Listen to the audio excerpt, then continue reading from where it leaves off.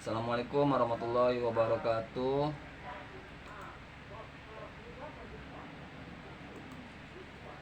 Selamat sore untuk mahasiswa baru semua program studi Fakultas Komputer ya. Sebelumnya perkenalkan, nama saya Adri Syahputra, SHMH, dosen di Universitas Deli Sumatera. Di Fakultas Komputer saya diberi tanggung jawab untuk mata kuliah Pancasila ya, ada pendidikannya Pancasila. Jadi dari ini pertemuan pertama kita. Salam kenal dulu untuk semuanya. Selanjutnya kita di minggu-minggu selanjutnya juga akan melalui daring seperti ini.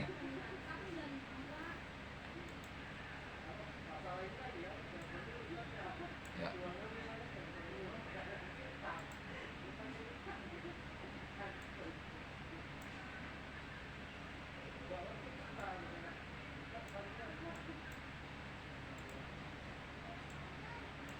Bentar ya.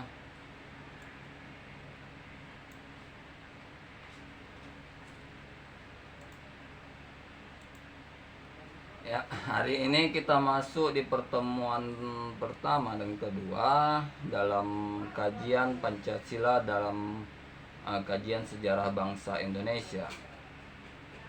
Kan? Jadi dari sini kita ambil kutipan dari Soekarno pada zaman dahulu bahwa beliau pernah berucap bahwa jangan sekali-sekali kita meninggalkan sejarah. Ya. Sekarang banyak kita lihat pengkaburan sejarah dan segala macamnya. Tapi untuk kita sebagai seorang akademisi, saya sebagai dosen, kalian sebagai mahasiswa, harusnya kalian menjadi tonggak penyelamat dari sejarah bangsa sehingga tidak mudah dikaburkan oleh orang-orang yang tidak bertanggung jawab, ya kan? Jadi kalaupun nanti ada yang coba mengaburkan sejarah, kalian tidak perlu mendebatnya, tapi kalian cukup menjelaskan kepada orang-orang yang mau mendengar kalian, supaya terutama generasi-generasi muda, generasi-generasi penerus bangsa yang usia sekolah ke bawah, supaya mereka tidak salah dalam artian mengenali sejarah, ya kan? Tokoh-tokoh bangsa, perjuangan bangsa, dan langkah-langkah kemerdekaan kita yang nanti kita kaji selanjutnya. Jadi di sini sejarah itu harusnya menjadi batang tubuh kehidupan seseorang, ya kan? Jadi modal dalam seseorang untuk menjalani hidupnya, ya kan? Ya, dari Pancasila ini kita bisa mengambil nilai-nilainya untuk diterapkan ke dalam hidup kita. Nah, seperti ketuhanan yang Maha Esa itu lebih mendorong kita, mendekatkan kita kepada Tuhan. Nah, di sini kita tidak membicarakan satu agama tertentu, tapi kita bicarakan Tuhan bagi seluruh agama, ya kan? Karena sejatinya pada seluruh agama mengenal akan adanya Tuhan, meyakini akan adanya Tuhan, kan? Jadi jadikanlah Pancasila sebagai dasar untuk mengenal Tuhan, untuk berkehidupan berbangsa dan bernegara. Di sini juga kita Pancasila diajarkan sebagai adab tingkah laku pada sesama. Jadi gimana kita, kalau kita yang sudah berkeluarga misalnya, atau sudah memiliki anak misalnya, maka gimana kita menerapkan kepada anak kita, kepada anak-anak kita, tingkah laku budi pekerti. Karena kebanyakan mungkin ya, saya tidak mau mengajari, kita hanya saling mengingatkan. Mengingatkan anak itu tidak hanya dengan marah, emosi segala macam. Nah, boleh marah tapi jangan sampai terlalu menyakiti hatinya, karena dia akan mengingat semua anak yang usia 5 tahun ke bawah paling mudah mengingat, memorinya paling mudah menyimpan apapun yang orang tuanya ucapkan dan lakukan. Ya, jadi dia hanya dengan melihat saja, bukan hanya mendengar, dia sudah bisa. Oke, kita lanjut materinya.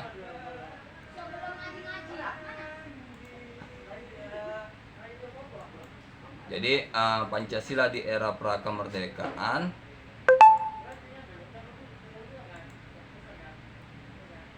Pancasila di era prakemerdekaan yaitu dari Dr. Rajiman Widyoningrat, Ketua Badan dan Penyelidikan Usaha Persiapan Kemerdekaan atau BPUPK, Kemerdekaan Indonesia yang kita kenal BPUPKI, ya kan, pada tanggal 29 Mei 1945 meminta kepada sidang untuk menemukan dasar negara Indonesia merdeka, ya kan. Jadi sinilah pada saat merdeka pun yang ditekankan itu bahwa dasar negara. Jadi kita anak-anak harus tahu,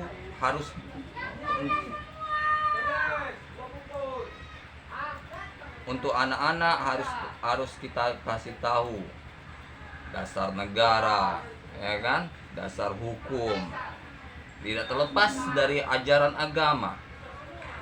Saya selalu mengingatkan bahwa utamakan adalah dasar agama. Kuat agama, maka kuatlah seluruh ajaran-ajaran yang ada, baik itu ajaran sekolah dan segala macam, ya kan. Selalu dampingi anak dalam setiap kegiatan, ya, jadi dia tidak lari dari pendidikan. Karena selama ini yang yang sekolah melalui grup WhatsApp, lihat apakah anak-anak berhasil? Tidak, kita harus tetap mengawasinya. Banyak anak-anak yang tidak tahu, ya kan. Saya ada mengajar juga kepada anak-anak yang di tingkat sarjana juga, yang di prodi lain, bahkan mereka tidak tahu pembukaan Undang-Undang Dasar, ya kan. Padahal seharusnya kalau yang baru tamat, saya bilang kalau yang baru tamat di tahun semalam ini, maka berarti dia menjalani upacara hari Senin itu selama 9 tahun. Tapi kalau yang tamatnya sudah lama, 12 tahun. Dan ingat, pembukaan Undang-Undang Dasar itu selalu diulang di Senin pagi, ya kan. Selama 9 atau 12 tahun dipotong hari tanggal merah dan hari libur nasional, ya bilang berarti 1 tahun hanya 10 bulan. Kalikan kalian 12, 120 bulan kalian tidak bisa hafal pembukaan Undang-Undang Dasar yang hanya 1 lembar. Padahal ini kita lihat dari sejarah prakemerdekaan semalam yang tadi saya apakan, mereka melakukan sidang untuk menemukan dasar negara, ya kan. Mereka sidang dengan beberapa tokoh-tokoh masyarakat yang kita kenal di pelajaran sejarah pada saat sekolah dasar. Sehingga pada sidang pertama BPUPKI yang dilaksanakan pada tanggal 29 Mei sampai 1 Juni 1945, di situ tampil berturut-turut seluruh tokoh untuk menyampaikan pandangannya tentang dasar negara, ya kan. Di sinilah sangat ditekankan dasar negara ini supaya apa? Supaya bangsa Indonesia tidak kabur akan dasar dan sejarah bangsa Indonesia. Hati-hati, karena sejatinya saya tidak menghilang kalian, termasuk saya juga, kita sering sekali abai terhadap yang menjadi dasar dalam negara kita. Pada tanggal 29 Mei itulah dirumuskan PRI untuk Pancasila oleh Muhammad Yamin, yaitu PRI kebangsaan, PRI kemanusiaan, PRI ketuhanan, PRI kerakyatan, dan kesejahteraan rakyat. Ya kan? Jadi di sini inilah yang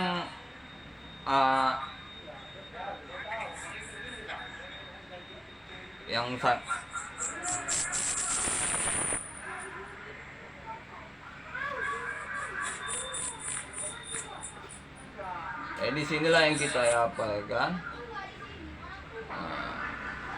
bagaimana PRI kemanusiaan ini sangat sangat dirancang khusus oleh tokoh-tokoh pada masa lalu supaya menjadi tonggak dasar dalam kehidupan kita. Kan? Bentar ya, ada penggemakan nih.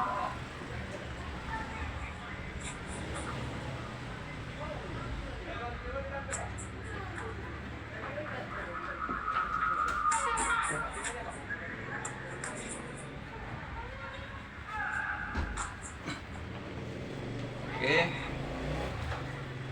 kita lanjut.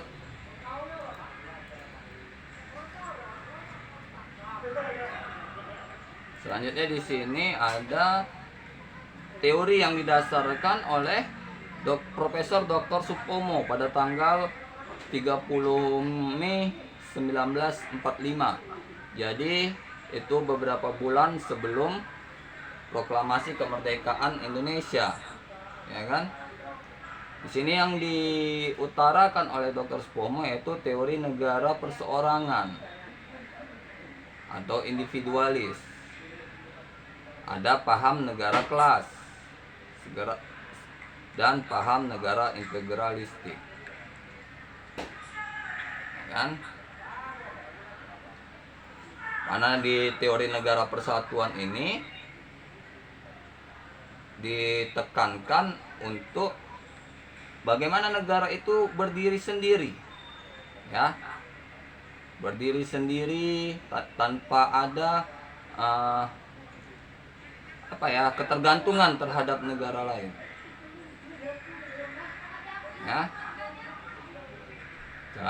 Kalau negara kelas, ada dia paham negara kelas ini lebih kepada ini negara-negara yang berkelompok-kelompok.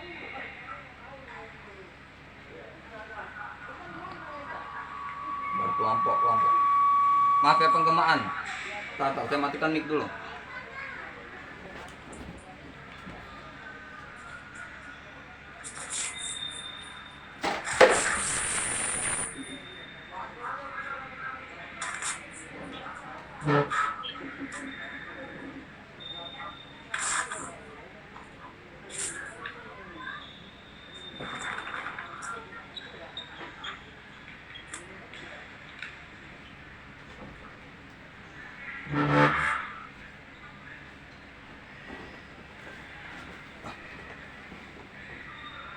Maaf tadi ada penggemaan karena saya pakai mic ya.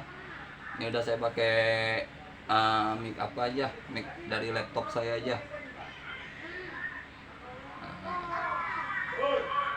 Ya kita lanjut ya. Ini ada yang mau bertanya ini. Dari berapa ya? Udah ada 5 slide yang saya utarakan. Mulai dari teori negara Dr. Supomo, ada PRI dari Muhammad Yamin, ya kan? Pancasila di era kemerdekaan, ada sejarah bangsa Indonesia, kan? Jangan sampai nanti dibilang saya tidak memberikan kesempatan kepada kalian untuk bertanya. Jadi kalau ada apapun yang ingin kalian pertanyakan, silakan, boleh, sehingga tidak menjadi kebingungan bagi kalian. Jadi kita lanjut materi. Insinyur Soekarno di tanggal 1 Juni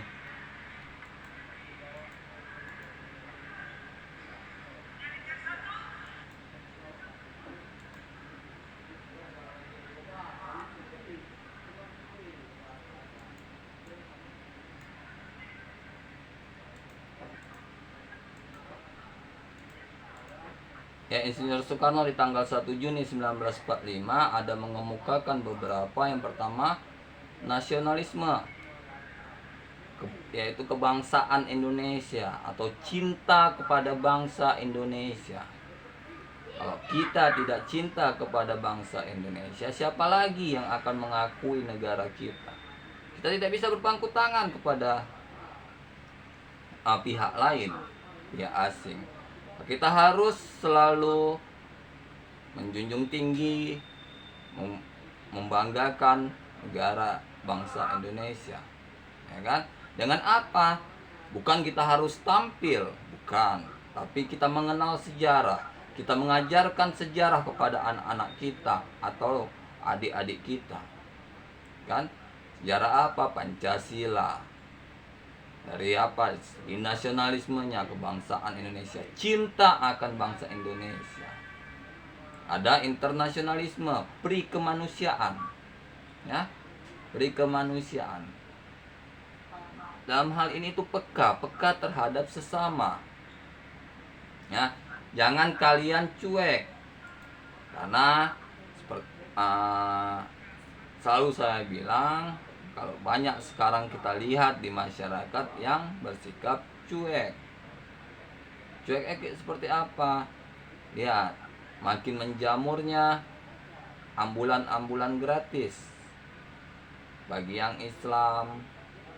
Tidak ada lagi usaha untuk memangkul keranda, walaupun jarak dari rumah ke tempat pemakaman hanya dekat. Apa kaitannya ini? Inilah tidak ada lagi saling tenggang rasa, toleransi, saling membantu, ya kan? Selalu kita abai terhadap apapun. Serasa kita di rumah itu hanya tinggal sendiri, tidak bertetangga, ya. Selanjutnya ada juga yang dikemukakan sekarang, yaitu mufakat. Mufakat yaitu dalam hal demokrasi. Bagaimana kalau kita dalam berdemokrasi, dalam mengemukakan pendapat, kita harus mengemukakan yang terbaik. Kalau ada pendapat orang atau rekan kita yang salah, maka kita juga harus menegurnya atau memperingatkannya dengan baik, bukan menjudge, bukan menghakimi. Contohnya seperti apa? Seperti misal, ya kan, pendapat kawan kita dalam satu forum itu kurang berkenaan atau kurang pas, maka kita bisa mengatakan pendapatmu itu baik, tapi alangkah baiknya jika ditambahkan ini sedikit, ya, ngerti ya? Jadi bukan menyalahkan, tapi kita memperbaiki. Ivan, Bang Dik ngajar, suaramu masuk.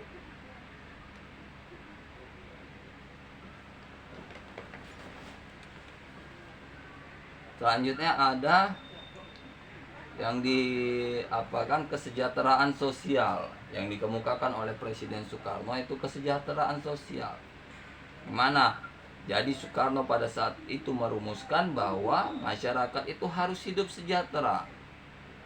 Minimal kebutuhan dasarnya, kebutuhan pokoknya terpenuhi, ya kan? Bukan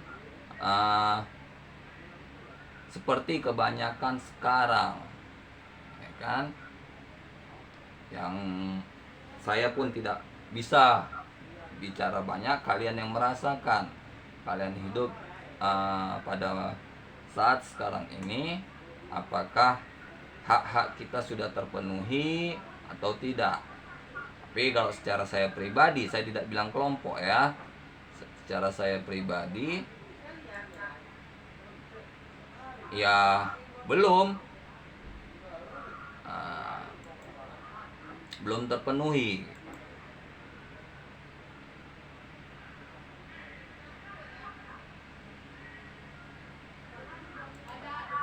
Ya kan, belum terpenuhi. Juga kita harus menerapkan ketuhanan yang Maha Esa, kan?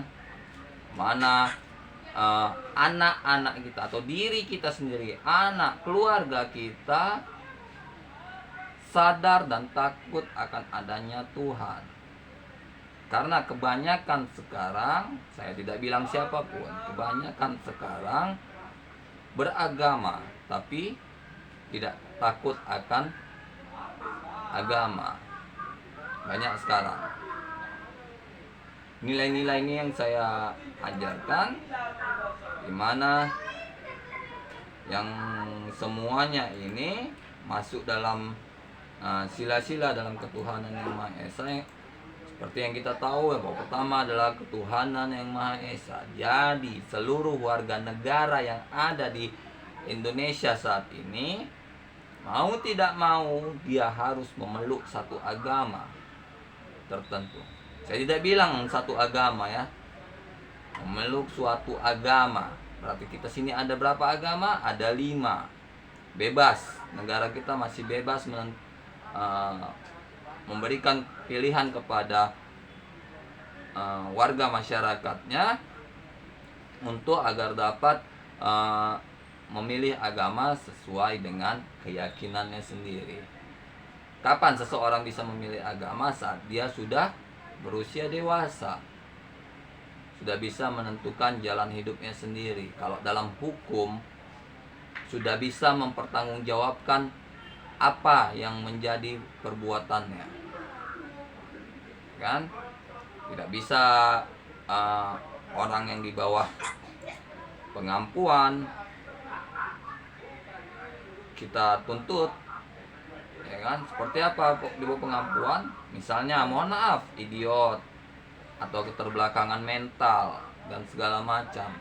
Itu dari segi agama pun dia tidak ada pertanggungjawabannya kepada Tuhan, ya kan? Jadi kita tidak bisa tuntut mereka untuk dalam satu agama tertentu, ya, karena dia tidak paham. Kitalah di sini yang diterapkan untuk agar dapat paham, dapat mengajarkan agama kepada diri sendiri dan kepada keluarga, ya. Mengajarkan agama kepada keluarga, bukan kalian menjadi guru. Kalau menjadi guru pasti nanti misalnya ada anak kalian, mungkin dia merasa bosan karena satu harian sudah ketemu guru di sekolahnya, di rumah juga kalian ceramai atau ajari. Tapi gimana caranya? Dengan kalian mempraktekkan, itu lebih efektif. Contoh, misalnya kalian yang Muslim, yang Islam, dengan apa? Kalian tidak bisa memaksa anak kalian untuk sholat. Tapi dengan kalian melakukan sholat setiap hari, pasti anak kalian akan ngikut, ya. Ubah prinsipnya. Jadi bukan kalian menyuruh anak kalian, melibas anak kalian ketika anak kalian tidak mau sholat. Kalau itu ya sama aja, kalian hanya menyiksa anak kalian, bukan mendidik anak kalian, ya. Ada yang kedua, kemanusiaan yang adil dan beradab. Jadi kita tahu sila kedua. Ini apa? Dalam kehidupan sesama kita harus kepada manusia itu harus adil, ya kan? Adil, tidak boleh mencurangi, Kalau kita yang berdagang atau berniaga, itu sangat dilarang dalam mencurangi timbangan, dalam melebih-lebihkan kualitas barang padahal tidak seharusnya, ya kan? Nah, sekarang juga adab. Beradab ini lebih kepada adat istiadat, sopan santun. Ya, kalau dulu kita sering lihat, kalau anak-anak yang naik sepeda motor, kalau lewat depan gang, ada orang tua yang duduk berhadapan, kelompok orang tua yang duduk berhadapan, pasti kalau dulunya matikan motor, motor digeret. Tapi kalau sekarang sangat disayangkan. Saya tidak dibilang gimana, saya lihat di gang saya sendiri, sudah tahu ada orang tua duduk, bukannya dia menggeret motornya, tapi mengegas motornya dengan kencang. Ya, kalau bapak ibu yang ada di sini yang punya anak, ajarkanlah seperti itu, menghormati orang lain. Minimal kalau dia tidak turun dari motornya atau tidak mematikan motornya, tapi jangan digas, digeret. Ya, kita belajar Pancasila juga saya juga harus mengajari bagaimana etika dan tingkah laku, sehingga nantinya dapat berguna, terutama bagi diri sendiri. Kalau yang sudah menikah dapat diterapkan ke anak-anaknya yang sudah punya anak. Kalau yang belum menikah, ya jadi modal nanti bagaimana menghadapi hidup. Lanjutnya ada Persatuan Indonesia. Ya, Sila Persatuan Indonesia, banyak kita dengar berita-berita hoax yang memecah belah bangsa. Nah, seperti saya bilang, negara kita negara mayoritas Islam. Harus diingat, negara mayoritas Islam, bukan negara Islam. Ya, bedakan ya. Negara mayoritas Islam dengan negara Islam. Kalau negara Islam itu Arab Saudi, Mesir, ya, Turki, negara Islam, dan yang lainnya. Kalau negara mayoritas Islam itu negara yang penduduknya lebih banyak Islamnya, itu Indonesia. Jumlah penduduk ya, jangan persentase. Kalau persentase kita pasti kalah sama Brunei, tapi jumlah penduduk Brunei itu lebih sedikit dari kita, kan? Jadi kita sini cerita persentase. Misalnya dalam 100% itu kiraannya 1000 orang, maka 1000 orang di Indonesia dengan 1000 orang di Malaysia sama, atau 1000 orang di Indonesia dengan 1000 orang di Brunei, itu tetap harus sama, itu kiraannya. Ini berdasarkan kajian. Tapi kalau dalam penerapan syariah, penerapan agama, mohon maaf, lebih taat lagi Malaysia daripada kita. Seperti saya bilang kan, kita masih banyak abai terhadap kewajiban kita di agama. Tidak kita abai, mungkin anak-anak kita kalian biarkan untuk abai, kan? Jangan. Kalian bisa menegur. Saya tidak bilang kalian harus menghukum anak kalian. Kalian tegur dengan kata-kata yang lebih bijaksana, lebih mendidiknya, kan? Kalian berikan contoh. Karena kita sebagai orang tua tidak hanya menghukum anak, tapi kita harus memberikan contoh gimana yang lebih baik. Selanjutnya ada kerakyatan yang dipimpin oleh hikmah, kebijaksanaan, dan musyawaratan dalam perwakilan. Ini selalu kita laksanakan dalam pesta demokrasi 4-5 tahun sekali. Bukan 4-5 tahun, bahkan 2 tahun sekali yang ada legislatif dan presiden satu, ada lagi gubernur, nanti ada wali kota. Pasti tanggalnya tahun pemilihannya berbeda dengan presiden atau legislatif. Jadi dalam 5 tahun mungkin kita bisa melakukan pemilihan 3. Disitulah kita menentukan. Jangan kita abai di sini. Ini banyak yang abai. Abai seperti apa? Mungkin kalian tidak datang ke tempat pemungutan suara. Mungkin kalian datang tapi kalian coblos semua. Ya, jangan. Karena walaupun saya bukan orang partai politik ya. Saya bukan orang partai politik. Saya tidak terikat di partai politik manapun. Ya. Tapi suara kita, anggaplah itu tanggung jawab kita.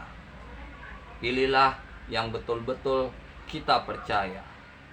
Saya tidak menyebutkan satu partai atau caleg manapun karena saya memang bukan orang partai. Saya murni pengajar. Kan? Selanjutnya keadilan sosial bagi seluruh rakyat Indonesia. Jadi dari 4 sila yang pertama harusnya keadilan sosial ini terlaksana. Gimana? Jangan kita tanya adil pada orang. Kalau adil pada si A dengan adil pada si B pasti berbeda. Ya. Nah, kita tanya apa itu adil sama si A? Apa itu adil sama si B? Pasti berbeda. Tapi kita terapkan saja sebagaimana kita anggap itu adil, kita terapkan. Terhadap suatu kerjaan, terhadap di rumah mungkin, terhadap anak-anak kita, ya kan? Itu yang harus kita terapkan. Jadi bukan semata-mata kita harus action melakukannya.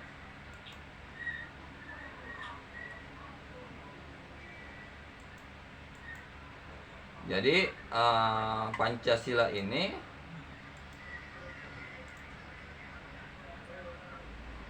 merupakan,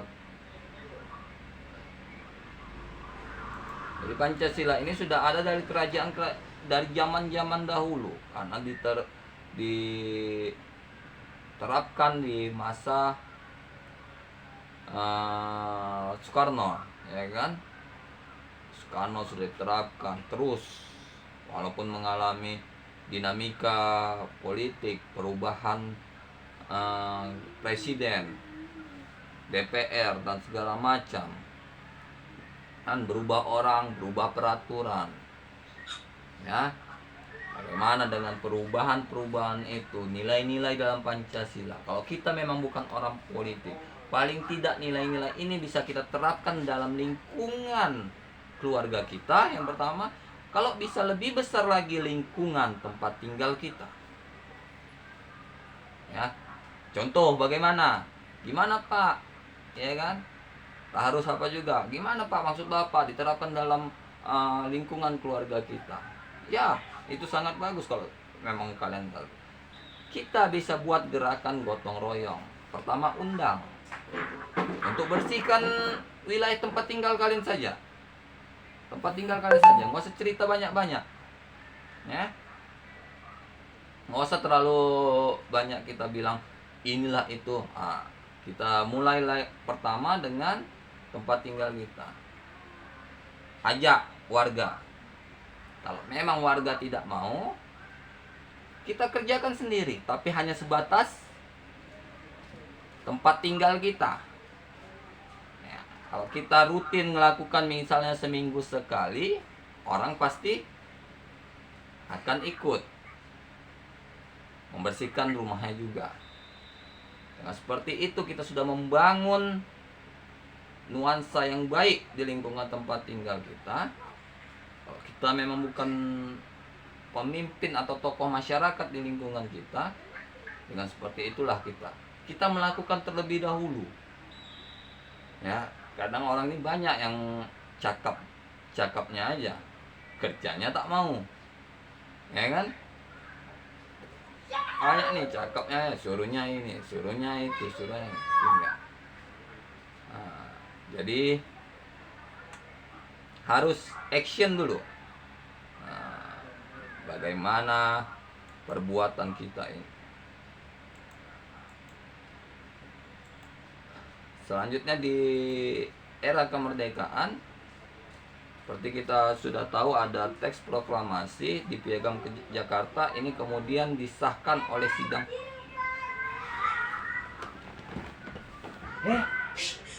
Ipan, masuk suaramu. Bang ngajar.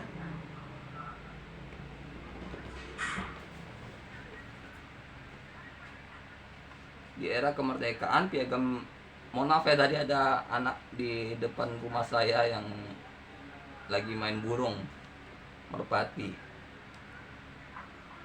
jaga ribut dia, makanya saya ingatkan dulu ya. Di era kemerdekaan seperti kita ketahui ada Piagam Jakarta yang kemudian disahkan oleh sidang PPKI. PPKI kalian harus tahu juga ya, ini udah saya jelaskan di prodi lain, saya jelaskan di pertemuan pertama seperti ini. Saat di pertemuan akhir mereka PPKI, BPUPKI tidak tahu apa kepanjangannya. Hati-hati ya. Saya tidak mengharapkan memang itu kalian jawab di ujian, tapi paling tidak kalian tahu akan itu, maka kalian tahu akan sejarah bangsa Indonesia. Nah, PPKI itu panitia persiapan kemerdekaan Indonesia yang pada tanggal 18 Agustus 1945, itu satu hari setelah kemerdekaan, menjadi pembentukan Undang-Undang Dasar 1945. Ya, jadi tanggal 18 Agustus 1945 ada dibentuk Undang-Undang Dasar 1945. Ya kan, disitulah dibentuknya satu hari setelah proklamasi kemerdekaan. Ya, kalian boleh catat, tidak menjadi masalah, silakan. Nanti pun kalau apa tadi Pak, PPKI Pak, ulang Pak. Panitia Persiapan Kemerdekaan Indonesia.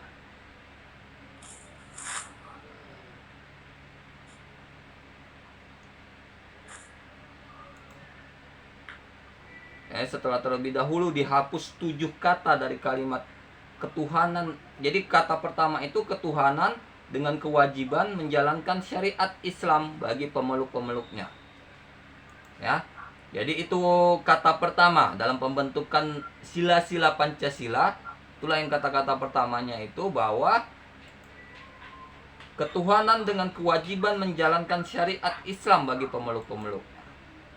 Tapi pada saat itu dalam pembentukan Pancasila ini banyak tokoh-tokoh Islam.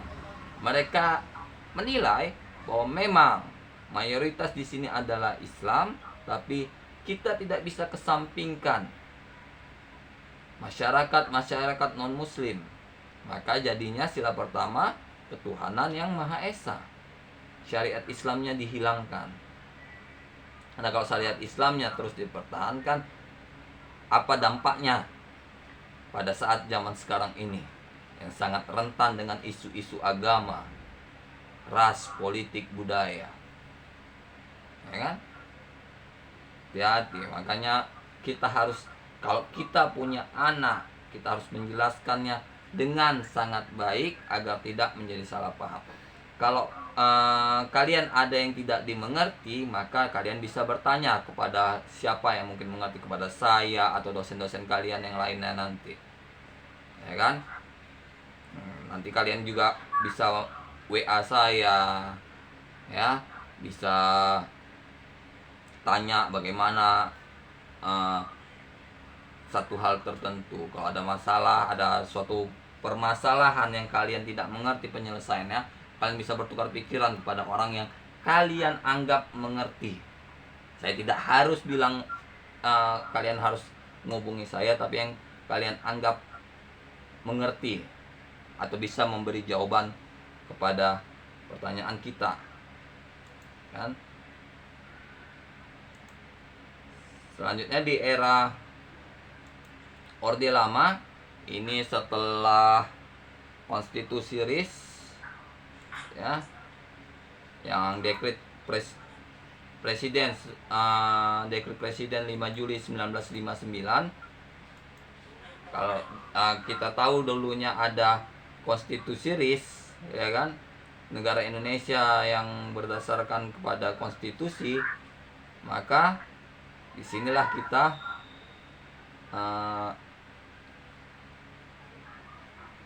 di dekret Presiden 5 Juli 1959 ini konstitusi resmi dibubarkan, ya kan? Supaya apa? Tidak ada lagi sistem-sistem kerajaan. Ada juga Undang-Undang Dasar 1945 kembali diberlakukan. Jadi kalau dulu kalian ketahui adanya Undang-Undang Dasar 1945, Konstitusi RIS, Undang-Undang Dasar 1950, Undang-Undang Dasar Amandemen 1, 2, 3, 4 saat sekarang ini, ya kan? Ada 4. Makanya saya harap kalian punya undang-undang yang lengkap amandemennya, mulai dari yang pertama sampai yang terakhir, ya. Supaya apa? Supaya kalian baca-baca, kalian ngerti. Jadi setelah dekret Presiden 5 Juli 1959 ini juga di sini dibentuk Majelis Permusyawaratan Rakyat Sementara. Ya. Dibentuklah MPRS, yang kalau kita kenal itu MPRS, Majelis Permusyawaratan Rakyat Sementara. Dibentuk di sini untuk menangani aspirasi masyarakat. Kalau dulu pemilihan, kalau kalian tahu dulunya pemilihan umum itu hanya pemilihan partai, di mana partailah yang menentukan calon-calonnya atau anggota-anggotanya yang duduk di legislatif. Pada saat sekarang inilah yang kita sudah diberikan kebebasan untuk menentukan anggota legislatif sendiri. Makanya jangan abai, seperti saya bilang tadi, jangan abai. Kalian harus manfaatkan setiap momen yang ada. Setiap pemilihan kalian harus ikut serta. Terserah siapa yang mau kalian pilih sesuai hati nurani kalian. Jangan karena sesuatu.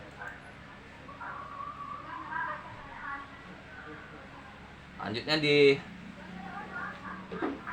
era Orde Baru oleh Presiden Soeharto mengeluarkan Instruksi Presiden nomor 12 1968 yang menjadi panduan dalam mengucapkan sila-sila sebagai dasar negara. Ya, jadi mulai dari pembentukan tadi oleh Soekarno sama Soeharto dibikin panduan dalam pengucapan sila-sila dasar negara. Pertama, ketuhanan yang Maha Esa. Ketuhanan. Ini saya baca sesuai ejaan ya. Ke penghubung Tuhan, penghubung an yang Maha Esa. Yang sila kedua, kemanusiaan yang adil dan beradab. Yang ketiga, persatuan Indonesia. 4, kerakyatan yang dipimpin oleh hikmat kebijaksanaan dalam permusyawaratan perwakilan. Yang kelima, keadilan sosial bagi seluruh rakyat Indonesia. Inilah sila-sila yang kita pakai sampai sekarang, yang diramu, yang disempurnakan di masa Presiden Soeharto. Pengucapannya, ya kan? Pada 22 Maret 1978 ditetapkan ketetapan atau yang disingkat TAP MPR nomor 2 garing MPR garing 78 tentang pedoman penghayatan dan pengalaman Pancasila atau Eka Prasetya Pancakarsa. Kalau saya bilang seperti ini harusnya sudah tidak asing, karena Pancasila ini sifatnya mengulang, karena Pancasila ini hampir sama dengan pelajaran sejarah tentang sejarah bangsa Indonesia. Jadi walaupun ada bahasa-bahasa yang tidak biasa kita dengar, seharusnya itu udah pernah kita dengar mulai dari sekolah dasar sampai SMA kita sudah mempelajari Pancasila. Atau bagi yang sudah berkeluarga, mungkin anak kalian ada yang udah sekolah, pasti anak kalian ada pelajaran Pancasilanya. Kalian juga membantu mengerjakan PR-PR anak-anak kalian. Pasti kalian, pengetahuan itu tidak mudah hilang dari kalian, ya kan? Ada nilai dan norma-norma yang terkandung dalam pedoman penghayatan dan pengalaman Pancasila, Eka Prasetya Pancakarsa. Berdasarkan ketetapan tersebut meliputi 36 butir. Makanya saya minta kalian punya Undang-Undang Dasar lengkap amandemen supaya enak. Kalau kita jelaskan 36 butir di sini, nggak cukup waktunya dalam waktu 1 jam, ya kan? Jadi kalau kalian punya, kalian baca, kalian tidak ngerti, kalian boleh bertanya pada pertemuan-pertemuan kita selanjutnya, ya. Jadi kalian baca Pancasila itu, mana yang kalian tidak ngerti, tanyakan. Jadi enak, ya kan? Nah, kalau kita mengkaji itu aja nggak selesai, nggak capai target kita. Jadi di era reformasi, Pancasila yang seharusnya sebagai nilai dasar moral etika bagi negara dan aparat pelaksana negara, dalam kenyataannya digunakan sebagai alat legitimasi politik, ya kan? Jadi pada saat zaman sekarang ini, Pancasila sudah dijadikan alat. Contohnya apa? Adanya wacana-wacana mau merubah Pancasila menjadi Ekasila atau Trisila, ya. Kita memang tidak bisa memberikan pendapat karena kita tidak ada kaitannya di dunia politik, ya kan? Seperti saya bilang, saya tidak ada kaitannya di dunia politik, jadi kita tidak bisa memberikan pendapat. Kita bisa beri masukan. Kalau masukan kita berikan di media sosial, harap gunakan bahasa-bahasa yang santun, jangan bahasa-bahasa yang menghakimi, karena sangat berbahaya sekarang. Kalau kita salah ngomong di media sosial, siap-siap ada polisi menjemput ke rumah, ya kan? Hati-hati. Makanya kalau kalian mau posting di Instagram, di Facebook, ya kan, kalian mau buat di snack video di YouTube misalnya, jadi buatlah yang bahasa sesantun mungkin, ya. Jangan pernah, saya tidak menyarankan kalian membuat kata-kata yang menghakimi. Saya di sini, Pancasila menjadi dasar negara Republik Indonesia secara normatif, tercantum dalam ketetapan MPR. Dalam ketetapan MPR nomor 18 Romawi garing MPR garing 98. Jadi di sini Pancasila sebagai negara sudah ada nih di tab MPR. Jadi kalau kalian beli juga nanti undang-undang itu, ada tuh tab MPR pun di dalam. Makanya saya bilang yang lengkap, bukan yang Pancasila terbaru. Saya tidak pernah nyuruh mahasiswa saya beli Pancasila terbaru. Kalau terbaru kalian beli yang murah, yang tidak ada, tidak lengkap. Karena kalau mahasiswa ingin mempelajari, kalian ingin mempelajari undang-undang yang lengkap. Kalau yang lengkap itu sekitar harganya 25 atau 35 itu di Gramedia. Ya, itu lengkap dari Undang-Undang Dasar Indonesia Merdeka pertama sampai yang berlaku sekarang. Semua perubahannya ada. Nah, ya, Pancasila pun menjadi sumber hukum yang ditetapkan dalam tab MPR nomor 3 MPR garing 2000. Ya kan? Tetap di era pemerintahan manapun, di era ketentuan manapun, tetap Pancasila itu sebagai dasar hukum. Jadi Pancasila itu tidak bisa dikesampingkan. Itu yang saya selalu ingatkan. Kalau kalian nanti misalnya jadi anggota legislatif atau apa, ingat kalian dalam membuat suatu peraturan, kalian harus mengutamakan dasarnya itu di Pancasila. Undang-undang dasar, baru undang-undang berikutnya. Apa peraturan yang ingin kalian buat? Kalian lihat undang-undangnya. Itu saya bilang undang-undang berikutnya. Undang-undang itu pasti berbeda-beda setiap peraturan yang kalian buat. Ya kan?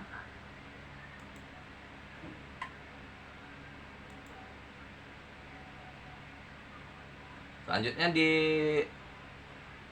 penegasan, bentar ya. Di penegasan ada Undang-Undang Nomor 11 Tahun 2012 tentang pembentukan peraturan perundang-undangan. Situ kalian nanti ada hierarki perundang-undangan. Kalau nggak salah saya di pasal 10 atau pasal 7, lupa saya ya. Mohon maaf. Nanti saya cross check lagi minggu depan, saya kasih tahu 10 atau 7 itu ada hierarki perundang-undangan. Hierarki perundang-undangan itu tata urutan peraturan perundang-undangan. Dalam membuat satu peraturan itu harus sesuai dengan itu. Artinya, kalau yang berada di bawahnya harus sejalan dengan yang di atasnya.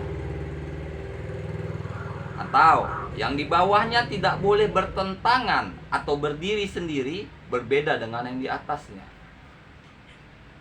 Ya, jadi harus sejalan. Apa tuh urutannya? Pertama Pancasila, Undang-Undang Dasar, Undang-Undang, Peraturan Pemerintah, Undang-Undang, Perpu, Perpres. Terakhir Perda. Ya kan? Nah, nanti ada ini di apanya nanti saya pertemuan berikutnya ada ini. Nanti saya bahas secara lebih rinci supaya kalian mengerti. Ini hanya pengantar aja di pertemuan pertama kita. Kan nanti kalau dibahas semua di sini, pertemuan berikutnya saya ulang lagi, kalian bosan, ya kan? Itu aja yang Bapak ajarkan. Jadi ini saya hanya kasih gambaran-gambaran besar pertama supaya menimbulkan tanda tanya nih sama kalian, ya kan? Gambar tanda tanya. Jadi pertemuan berikutnya ada nih yang mau dicari tahu, apa nih yang disampaikan Bapak nih berikutnya nih ya, ya kan? Jadi di sinilah kita harus apa? Jadi di Undang-Undang Nomor 11 tahun 2012 tentang pembentukan peraturan perundang-undangan, dalam pasal 2 bahwa penempatan Pancasila sebagai sumber dari segala sumber hukum negara adalah sesuai dengan pembukaan Undang-Undang MRI. Di sini HP di kursi. Di kursi HP. Dari penempatan Pancasila sebagai sumber dari segala sumber hukum negara adalah sesuai dengan pembukaan Undang-Undang NRI Negara Republik Indonesia tahun 1945 alinea keempat. Jadi kalau di dalam pembukaan Undang-Undang Dasar Undang-Undang Dasar Negara Republik Indonesia itu ada itu butir-butir Pancasila yang dijelaskan dalam pembukaan tersebut. Sabar bentar.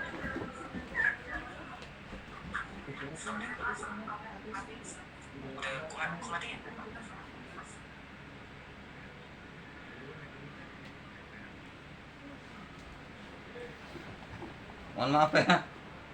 Maklum di sekitar rumah saya banyak anak-anak. Mana kita nggak bisa larang, karena kalau kita larang kehidupan anak-anak, kemana lagi anak-anak harus main, ya kan? Bebaskanlah anak-anak main, tapi memang tetap harus dalam pengawasan, kan? Jadi di sini di pembukaan Undang-Undang Dasar itu sila-sila Pancasila juga diterangkan. Kenapa seperti itu? Inilah yang selalu saya bilang, betapa pentingnya sila-sila Pancasila ini dalam kehidupan kita. Ya, ketuhanan yang Maha Esa, mengajarkan kita dekat kepada Tuhan. Kemanusiaan yang adil dan beradab, mengajarkan kita peduli dengan sesama. Ya. Kalian bukan Tarsan yang hidup sendiri di tengah hutan. Kalian minimal punya saudara. Atau kalian punya tetangga sebelah rumah. Ya kan? Berarti kalian tidak hidup sendiri. Kecuali kalian bangun rumah di tengah hutan. Nah, itu lain cerita. Kalian tinggal di hutan. Saya tinggal di hutan, Pak. Keluar hanya untuk belajar, ya. Untuk ngambil jaringan. Ya. Itu lain, ya kan? Nah, kita harus hidupkan jiwa bersosialisasi. Supaya apa? Supaya saat kita nanti membutuhkan bantuan orang, ada yang membantu kita. Ya kan? Karena ingat, sebaik-baiknya saudara kalian, keluarga kalian, ketika kalian ada masalah di rumah, yang kalian harapkan pertama bukan saudara, tapi tetangga, warga sekitar. Ya. Misalnya ada kemalangan di rumah kita, amit-amit ya, misalnya ini ya, kemalangan. Kan nggak mungkin kita nunggu saudara kita yang jauh. Pasti kita mengharapkan tetangga sebelah rumah. Maka kita bangun hubungan baik dengan sesama.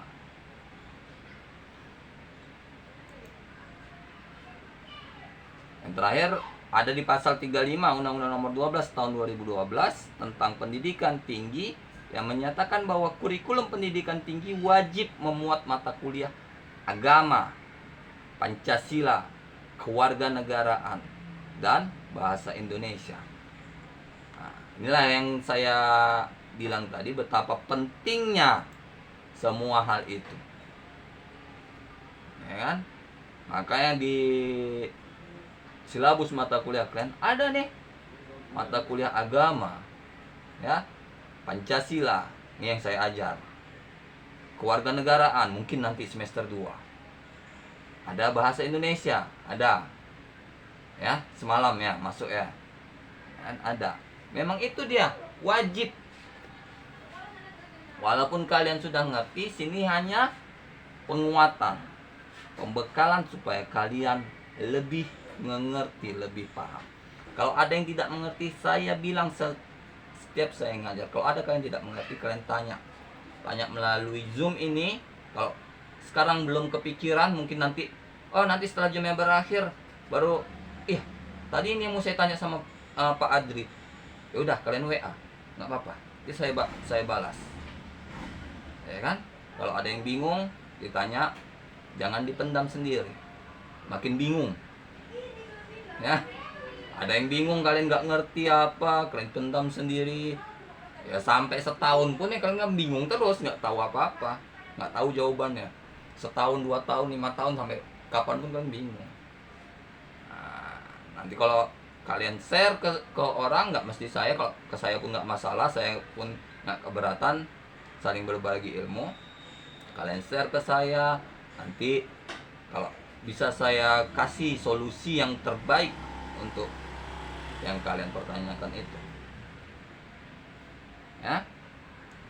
Nah, oke, pertemuan hari ini sampai jam 6 kan? Ada lagi setelah ini kalian ya? Iya Pak, ada lagi Pak, jam 7:30 main. Habis maghrib ya? Habis sisa. Jadi kita ini sampai jam 6 ini ya? Iya Pak. Ya. Oke, inilah pertemuan pertama kita. Fatimah kalau mau bicara open mic. Enggak. Oh. Maksudnya kan semalam sampai jam 7 gitu. Iya. Maghrib kilat, udah kan. Iya. Ya nggak apa-apa sih Pak. Iya. Enggak, ini kan kalau kita terapkan maghrib di mana? Daerah kita beda-beda, ajannya beda-beda. Nanti saya teruskan di sini, saya belum maghrib, kalian udah maghrib, Bapak. Pak Adri ini udah maghrib nggak berhenti. Jadi apa pula ya? Daerah Medan kok Pak. Iya, tapi kan Sama Pak azannya. ya enggak, pasti beda.